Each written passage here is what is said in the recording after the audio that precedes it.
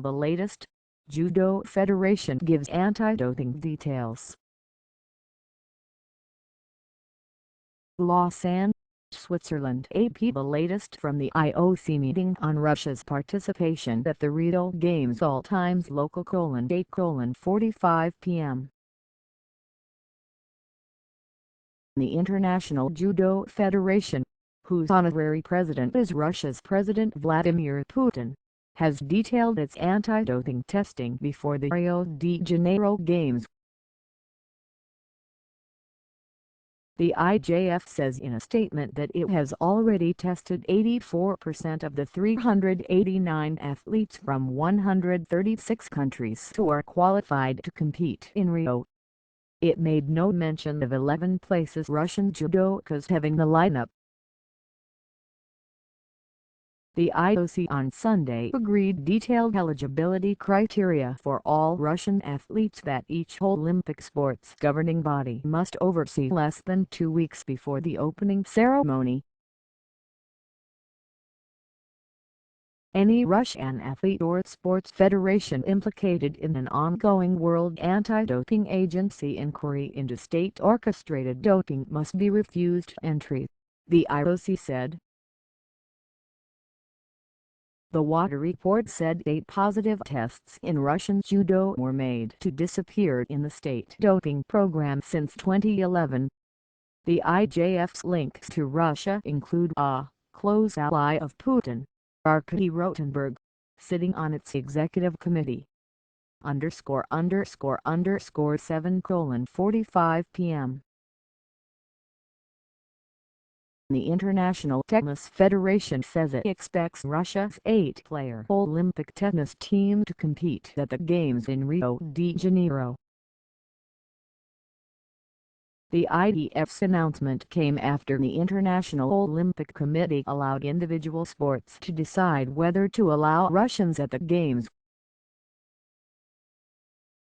The IOC said it was imposing tough eligibility conditions, including proof of reliable anti-doping testing. The federation says the 8 Russian tennis players who have been nominated to compete in Rio have been subject to a rigorous anti-doping testing program outside Russia. It added that the ITF believes that this is sufficient for the 8 Russian tennis players to meet the relevant requirement of today's decision of the IOC Executive Board. But the ITF added it will seek confirmation from the World Anti-Doping Agency that none of those players or the Russian Tennis Federation were implicated in the McLaren report. The report by Canadian lawyer Richard McLaren accused Russia of running a state-sponsored doping and cover-up program. ___7:20 p.m. The body representing the 204 national Olympic committees has welcomed the IOC's decision not to impose a blanket ban on Russians from the Rio de Janeiro Games. The International Olympic Committee's executive board decided to let individual sports federations decide which Russians should be eligible, following the allegations of state-sponsored cheating by World Anti-Doping Agency investigator Richard McLaren. Sheikh Ahmed Al-Fateh Al-Sabah of Kuwait, president of the Association of National Olympic Committees, says the allegations made in the McLaren report were shocking and directly threaten the integrity of sport. But Sheikh Ahmed believes banning the entire Russian team would have unfairly punished many clean athletes. He endorsed the IOC's decision to give international federations responsibility to ensure clean competitions in their sports at Rio 2016. ___7:05 p.m. to time. Olympic pole vault champion Elena Isinbayeva has welcomed the International Olympic Committee's decision to bar a renowned Russian doping whistleblower from competing at the Games. The IOC said 800-meter Yulia Stepanova, who along with her husband provided evidence of widespread doping in Russian track and field, could not race in Rio because she once served a doping ban. Isanbova, who herself has been prevented from going to Rio as part of a blanket ban on the Russian track team, tells Russia's Our Sport agency that at least one white decision on track and field has been taken in Stepanova's case. Isanbova also called for Stepanova to be banned for life. Stepanova and her husband left Russia in 2014 citing fears for their safety and have been branded traitors by many Russian fans and officials. ____6:45 p.m. Before the IOC made its ruling, Russia's top Olympic official had warned the International Olympic Committee that its members would be bowing to geopolitical pressure if they banned Russia from next month's Games in Rio de Janeiro.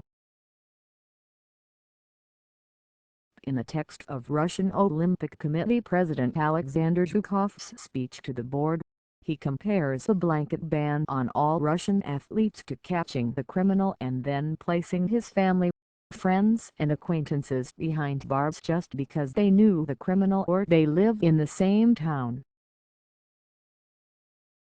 Calls to ban the entire Russian team went beyond the bounds of sport, Zhukov said, adding, "I call on you not to become hostages of geopolitical pressure." ____6:10 p.m. Russian Olympic Committee head Alexander Zhukov says it will not appeal against an IOC rule to bar Russian athletes who previously served doping bans from competing at the Rio de Janeiro Games. Zhukov, who attended Sunday's telephone conference of the IOC Executive Board, says he does not agree with the rule agreed just 12 days before the opening ceremony. Still, he says we don't have time enough to do such a thing like appealing to the Court of Arbitration for Sport. The previous COP verdict suggests the IOC rule could be overturned.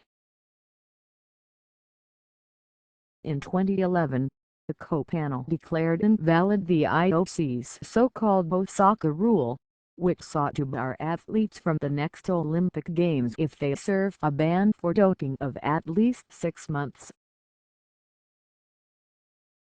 Zhukov does not rule out any Russian athlete filing an urgent appeal as an individual because all of them can go to COP. ____6:05 p.m. Russia is likely to be without some of its top athletes at the Olympics in Rio de Janeiro thanks to an International Olympic Committee rule prohibiting former dopers from competing. While rejecting the blanket ban on the Russian team, the IOC said Russia cannot send any athlete who has ever been sanctioned for doping, even if he or she has served the sanction. That appears to rule out swimmer Yulia Efimova, the world champion in the 100-meter breaststroke, 2012 Olympic silver medal-winning weightlifter Tatiana Kocherina and two-time Olympic bronze medal-winning cyclist Olga Zabelinskaya. All three have previously served a doping ban. ____5:45 p.m. The leader of the U.S. anti-doping agency says the IOC refused to take decisive leadership by stopping short of a complete Russian ban at the Olympics. Travis Tigert says the decision and the confusing mess left in its wake is a significant blow to the rights of clean athletes. Tigert also called the decision to refuse Yulia Stepanova entry into the Games incomprehensible and a move that will undoubtedly deter whistleblowers in the future from coming forward. 5:20 p.m. IOC President Thomas Bach has defended the decision not to ban all Russians from the Olympics by insisting clean athletes should not be punished.